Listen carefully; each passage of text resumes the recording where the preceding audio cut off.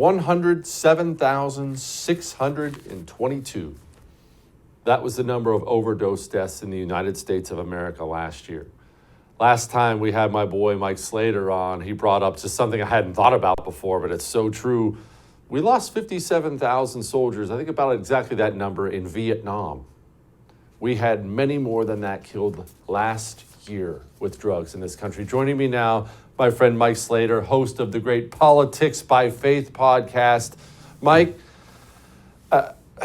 why do we have such a drug problem in America? And I'm not an idiot. I know other places have drug problems, but it's so pervasive here. And it really has been for a long time, man. This isn't recent. Help me understand why. Yeah, it's different. And the thing we focus on this episode is the age of it right now. First, I want to say I thought of you, Jesse, when I was preparing this episode, because I know you're passionate about this issue. And I'm grateful for that. I can hear it in your voice. So thank you. So I channeled some of your outrage because this is straight chemical warfare. Do you know where the chemicals come from to make fentanyl? They come from not only China, but of all places, Wuhan, China. Nice little city over in China, through the Mexican drug cartels and killing, as you mentioned, fentanyl specifically is about 80,000 Americans. So we can't just brush this off. We need to be as outraged as you are. So I talked about the age because, listen, there's gonna be drug overdoses and junkies on the street and whatever, but this is different. A couple weeks ago at a high school in Los Angeles, actually Hollywood, 4 high school students took what they thought was a Percocet, and it actually had fentanyl in it. And a 15-year-old girl died, and 3 other girls were found overdosing in a nearby park.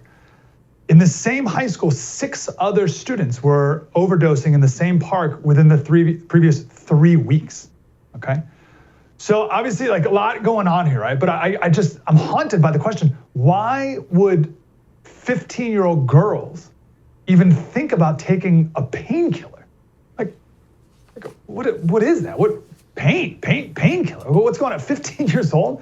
So I'm just thinking and mourning the level of despair that young people have right now. Teenagers should not be full of despair. So why are they? And I'm just thinking about the godless soup that they've been raised in.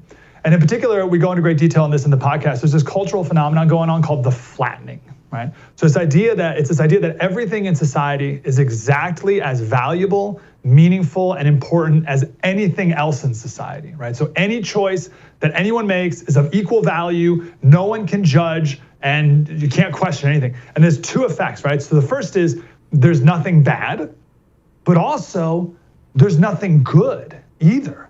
Everything is flat. So bad choices and bad worldviews are lifted up as acceptable or even celebrated. But I think maybe even worse than that, but like more overlooked definitely, is that the good things are bulldozed and flattened down. So we used to have this society where we would value excellence, and we'd all agree that there's certain things that are more important or superior or more meaningful or things you should do in life, but all those good things have been bulldozed and flattened, and now everything is the exact same as everything else. And how dare you suggest that people should make different choices? All choices are the same. And that has effects for people of all ages, but when you're a teenager and you're trying to make sense of the world, and you're trying to find a direction, and culture is giving you no direction at all, no hints, no clues, nothing. I think that leads to nihilism. I think it leads to this idea that nothing matters anyway. I think when we tell kids that there's no creator, that you come from fish and monkeys and you're here randomly for no reason, I think it sends a message to kids that nothing matters anyway. It's all random. I'm here randomly, everything's here randomly, it's all just random. So what's the point? Like what, nothing matters, right? And I think that leads to nihilism and despair. We haven't given kids anything excellent to aim for because it's been bulldozed, it's been flattened. And then all the bad things have been lifted up too. So it's more likely that they're gonna choose those bad things. But if there's nothing to aim for, what's the point of life? So why not then just take this pill to make the pain go away? Mike, and I don't disagree with you. Do you tie, sorry to interrupt, but something popped into my head. Do you tie that in at all to what so many people are telling me now? Like, I don't see this in my kids, maybe it's coming, but I worry about it, about how kids don't want to drive.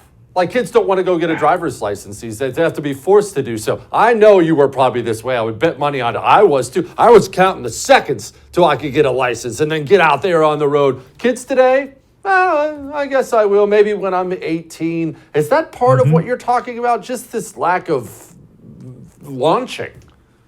Yeah, it's a delayed adolescence that goes on now, like well beyond even college. But then there's this massive, I think what you're speaking here too, is like this massive isolation that's happening. So we don't talk about this in the podcast, but you see it in how we even design our houses. So houses used to be built with big front yards pointing out to neighbors, to the community, right? Then we built houses with bigger backyards, isolated from people. Then we built houses with the living room being the main focus, but then we put them where the TV is the main focus. Right now, we build furniture focused on the TV, right? So now we're not looking at anyone, we're just looking at, and not even at each other, we're looking at a separate thing. And now we live in an era where everyone has their own screen, and everyone's in their own room with their own screen. So we're isolated from community. Now we're even isolated from family like never before. You even see it in just like the way we build our houses, right? And it's clearly very, very dangerous because as you and I know, internet, Twitter, that's not real life, but that's the world that kids are growing up in. And of course it will lead to despair.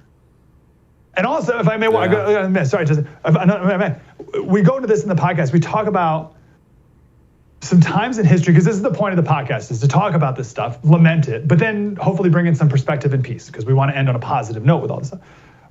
We also have lived in an era where we don't know real persecution.